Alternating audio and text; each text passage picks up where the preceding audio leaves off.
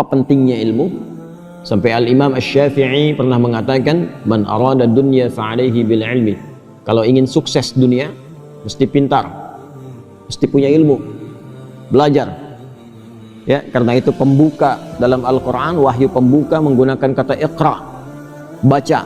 Baca itu gerbang pertama pengetahuan. Orang banyak baca, banyak pengetahuan, potensi tinggi mendapatkan peningkatan status kedudukan di dunianya. Makanya coba lihat ya, ukuran materi dunia pun itu ilmu melekat. S1, S2, S3, salary-nya beda kan? Ya, kehormatannya beda kan? Nah, jadi kalau ingin meningkat dunia, kata Imam Asy-Syafi'i, tingkatkan pengetahuan dan belajarnya sampai paham. Jangan cuma datang, duduk paling belakang, nggak nanya, ya, terus ujian minjem catatan teman sehari sebelumnya. Ya, sampai paham, sampai mengerti, sehingga jadi pakar di bidangnya. Jangan tanggung, ya.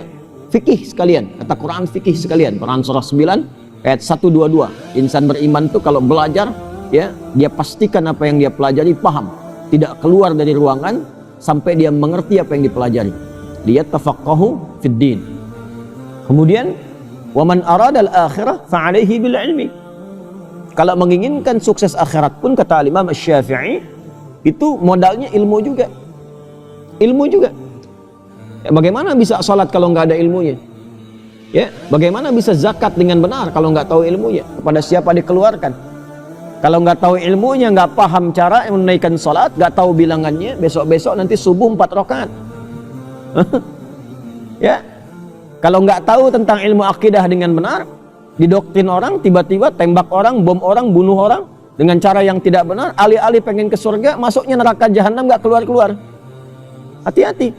Wa may yaqtul mu'minan muta'ammida fajaza'uhu jahannam wa ghadiballahu 'alaihi khalidan fiha wa ghadiballahu 'alaihi wa la'anahu wa 'adda lahu 'adzaban 'azima.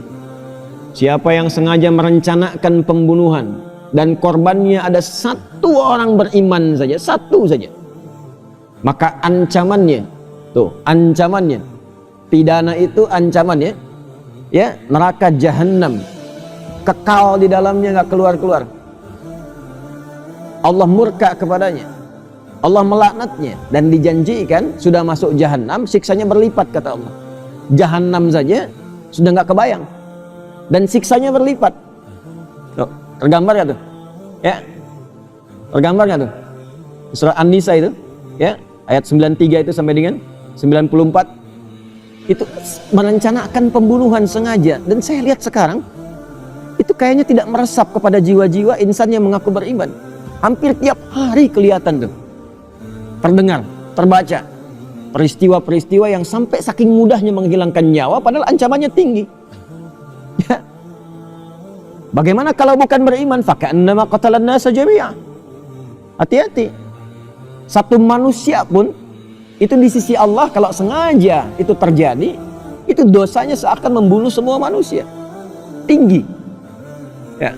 Karena itu biasanya kalau ada satu pasal dalam undang-undang bahkan di kita itu yang ancamannya tinggi, berarti perbuatannya berbahaya. Ya. Coba lihat narkoba itu kan, terorisme dan macam-macam yang lainnya, ancaman pidananya tinggi kan, hukuman mati atau bahkan seumur hidup. Intinya ingin menunjukkan ada perbuatan yang sangat berbahaya, jangan dilakukan. Ya, nah itu sebetulnya sudah fitrah kehidupan. Al-Quran membawa fitrah yang sama, kenapa disoal? Ya, jadi ketika ada hukum misal semacam, kata Allah disampaikan, ini ya, daripada orang mencuri, potong tangannya. Kalau orang mau bunuh, pikir dulu, dikisos nanti dibunuh lagi, ancamannya hukuman mati. Pembunuhan, ya, ancamannya hukuman mati, dikisos tuh hukuman mati ancamannya, ya, untuk pembunuhan. Kenapa mesti disoal? Kan sama saja dengan logika berpikir dalam konteks hukum manusia, ya, yang ditetapkan ini menunjukkan bahwa ada perbuatan yang sangat berbahaya, jangan dilakukan. Karena itu spirit Quran yang mengatakan walakum fil qisasi hayatun ya ulil albab.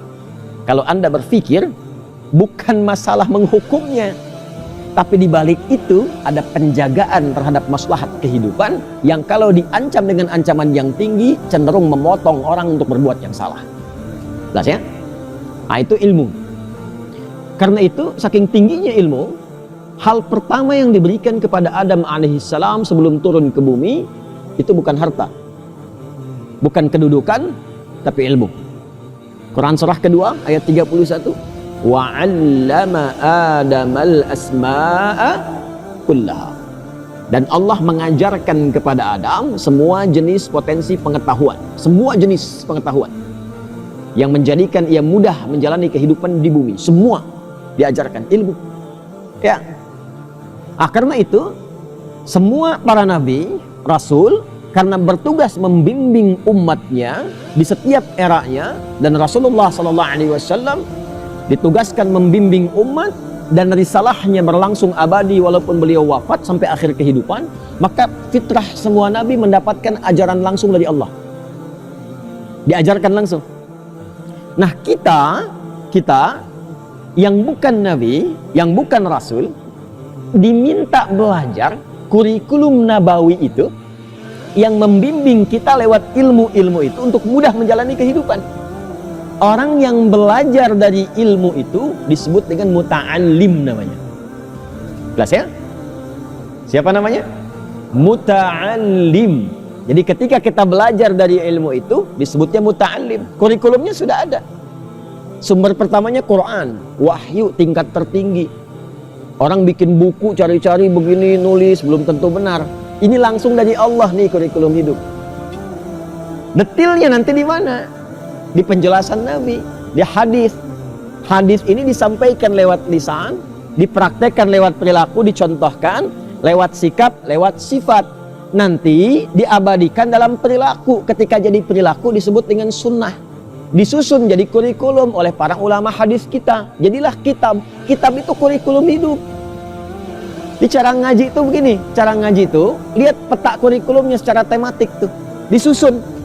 Ya, yang sering sekali saya sampaikan, ada yang pokok, ada yang furu'. Yang pokok tuh kayak kita toharah, apapun Anda profesinya, mau pejabat, mau diplomat, birokrat, mau rakyat biasa, mau guru, pengajar, teknokrat, arsitek, tetap wudu kan? Ya, tetap sholat kan? Ya kan? Puasa juga kan? Nah, itu yang pokok namanya.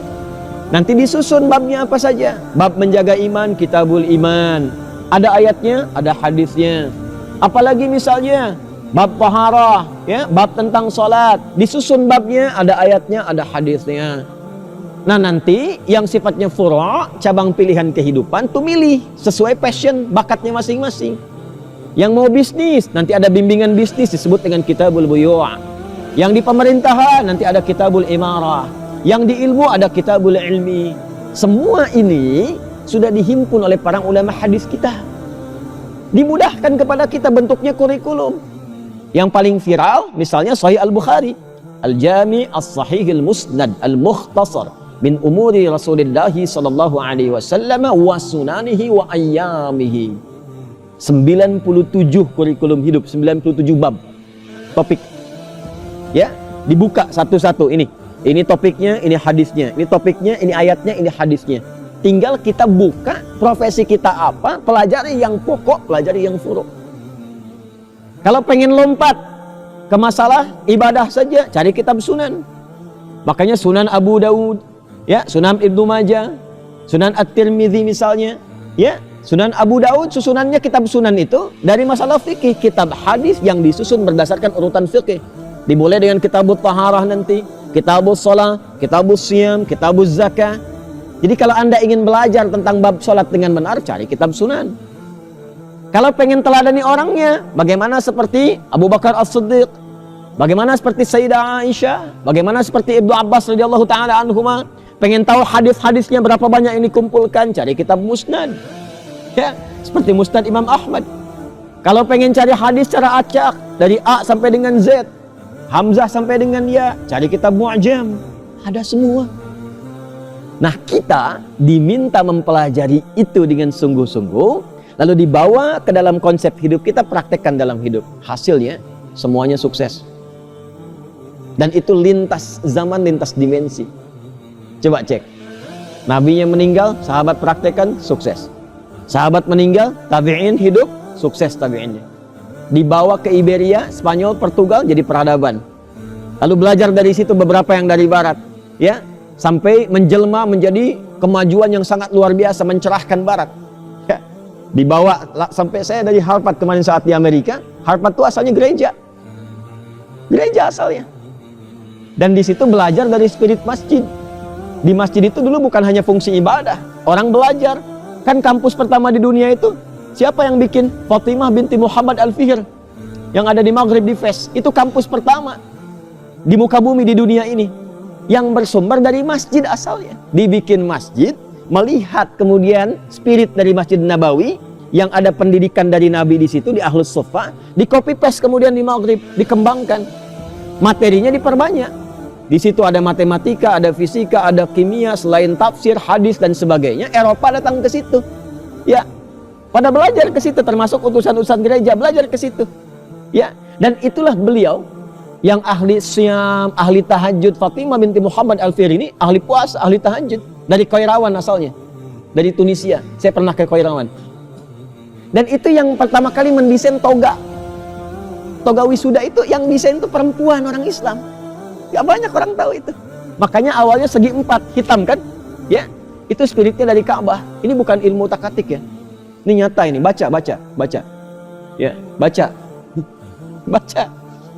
Ini asalnya dari Ka'bah, 4 sudut, 4 sisi, warnanya hitam. Maksudnya apa? Sekalipun sudah banyak ilmu, tawadhu, hadapkan dirimu, walli wajhaka syatral masjidil haram.